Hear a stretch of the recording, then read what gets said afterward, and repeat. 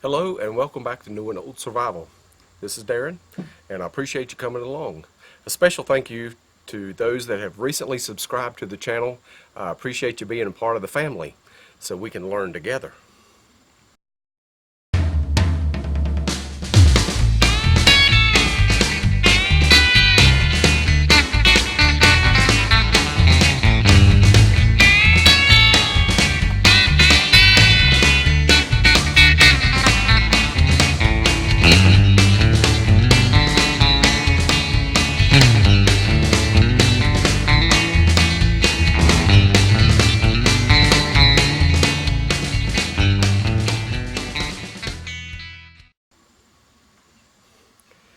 Today we're going to look at an ancient recipe, and I don't think you'll have to go too far, but I might.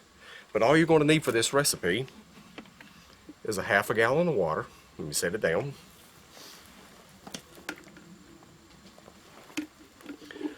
A 1 gallon pitcher. You don't have to have it. You could use a spoon, but today I'm going to be using a little potato masher and a little set of pruners. Let me show you what I'm talking about.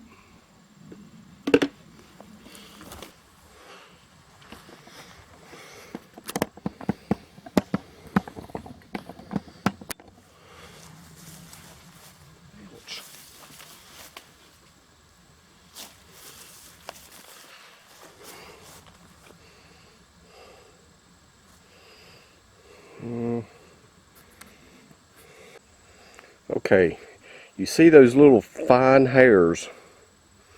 I'm just holding all the seed pods together in my hand, but you can see the fine hairs that are there. Those are actually kind of sticky in a way, but that's because they have ascorbic acid.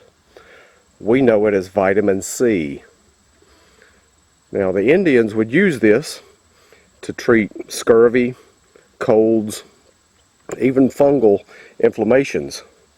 They would also use it to help treat diarrhea, believe it or not. But we'll discuss it here when I show you the properties, how to make this tea. Now all we're going to do is just put our little seed pods that we collected, drop them in our 1 gallon bucket like this. Then we're going to pour a half a gallon of water over it.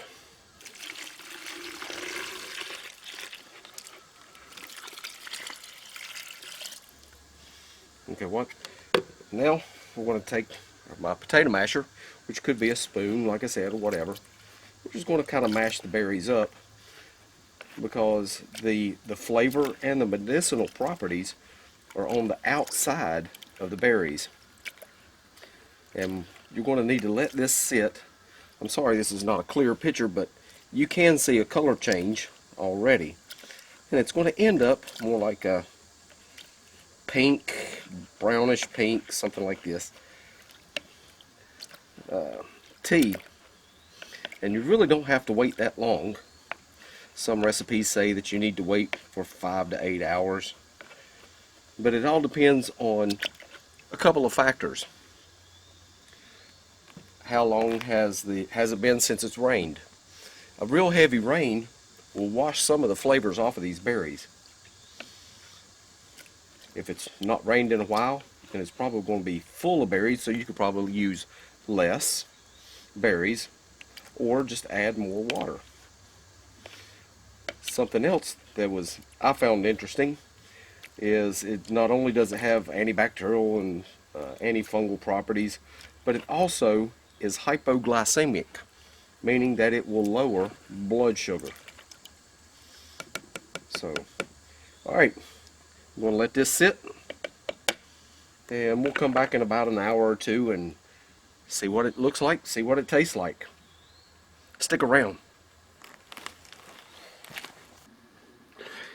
It's been about 3 hours since I've let this mixture set, and I'm just going to use a clean dish rag to filter this off because, as you've seen in the beginning of the video, it has those fine hairs that might irritate your throat. So we're going to pour that off.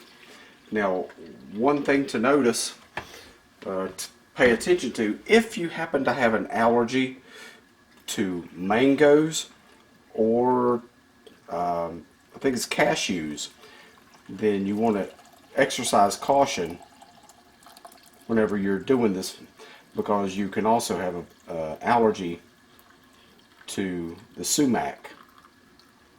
Okay, so that's just about all. However, if you're not allergic, then you can consume this and it'll be full of vitamin C, and it also has cooling properties. The Indians also use this for fever and also overcome some of the effects of scurvy, which is a vitamin C deficiency. I'm going to get some ice in here.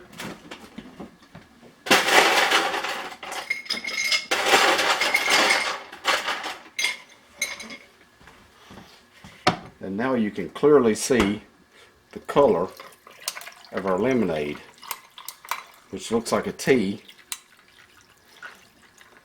This is unsweetened, but if you decided to do this, you can use any sweetener from sugar to stevia to honey. I would not ever recommend that you use aspartame or any of the artificial sweeteners. But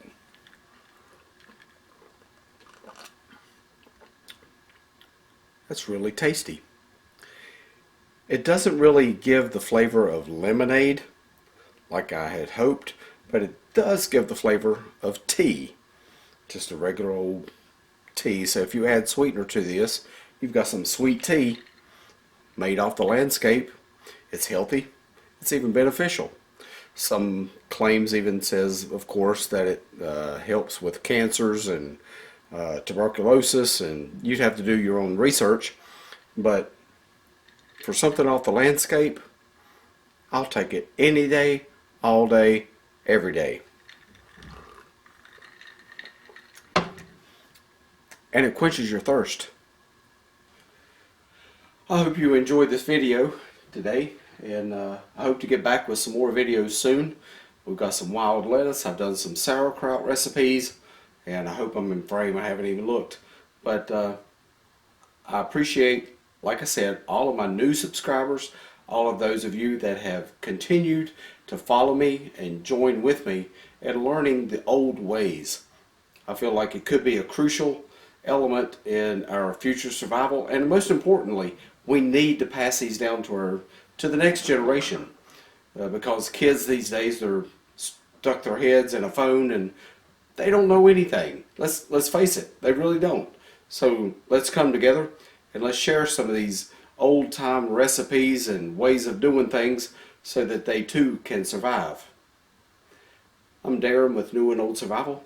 I appreciate you watching, your views, your likes, your support, and if you already haven't, click the little notification bell so that you're aware of every time that I put a new video up. I'll catch you on the next one. Thanks.